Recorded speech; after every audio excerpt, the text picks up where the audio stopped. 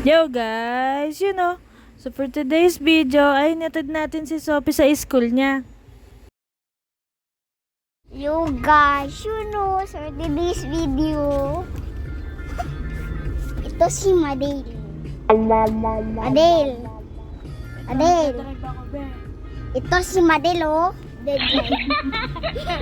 Si Madel, bibis. At dahil nasa biyahe pa nga lang kami, nagpa-vlog-vlog muna dito si Sophie. Ayun na, nakatapat lang sa kanyang cellphone ko.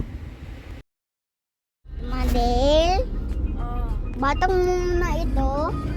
Bakit gusto mo papasok sa school? Hindi ko alam. Kasi gusto mo matuto. Like that. Yun.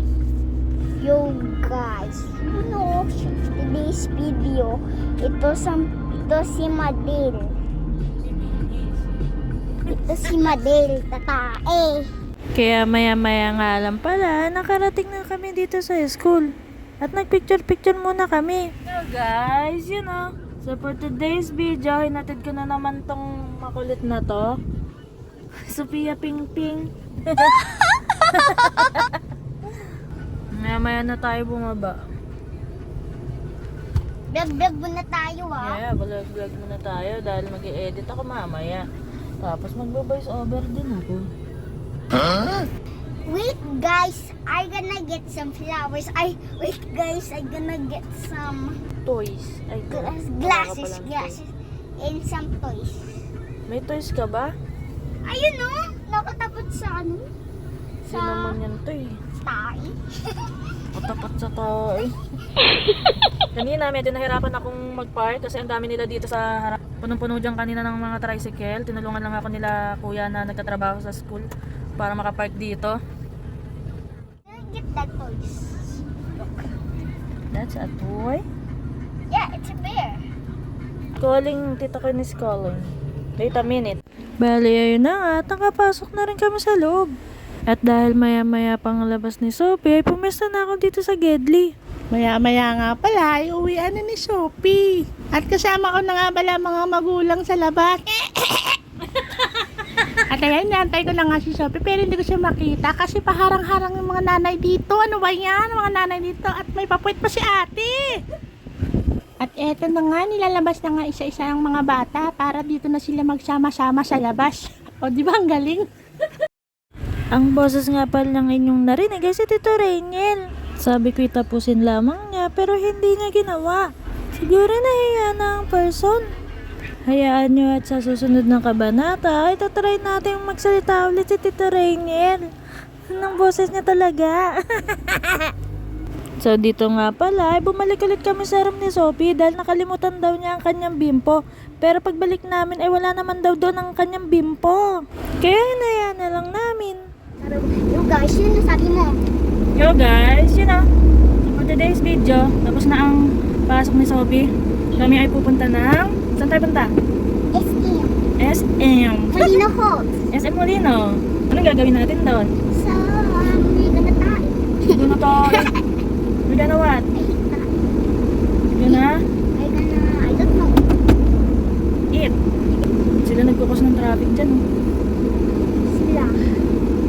Sinahingi sila ng 10 pesos kada sa sakyan. Ay, kasi nila eh. Nagdawag ako eh. At sa aming pagpunta nga pala sa SM Molino ay kami ay na-traffic nga pala dito sa daan. Ayan no, kitang-kita sa video. Sorry na ako kapag andun na ako sa Bye. Please let me be. Ano? Pag nalipay ka sa short. So bali nakapasok na kami sa loob ng SM. At ito nga pala si Sophie, likot na likot.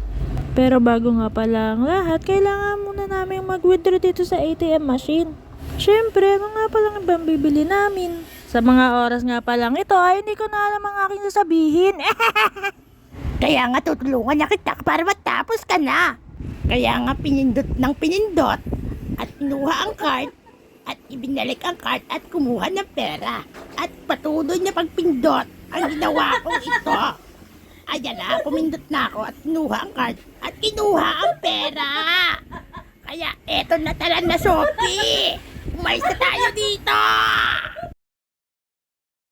At maya-maya nga lang pala, unti-unti na akong naglakad dito sa malayo. Tapos itong batang ito ay may kinuha pa doon. Akala ata ng batang ito ay may malaki kaming salapi. Ano binili mo, Sophie? I love Play-Doh. I'm so happy. Yeah, bumili siya ng Play-Doh. Pera ng nanay niya. Mayroon pa siyang reserba ditong isang play ulit.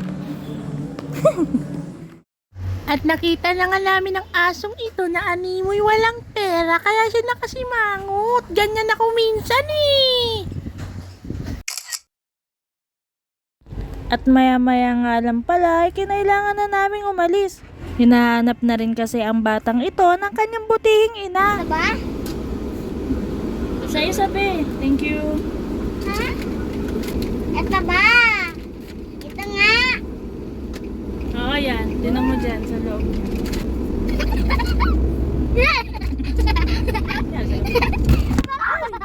Bagsak na yung ano ko. Ayun nga, at pauwi na rin kami. Kaya dito ko na tinatapos tong video na ito. Hanggang sa susunod.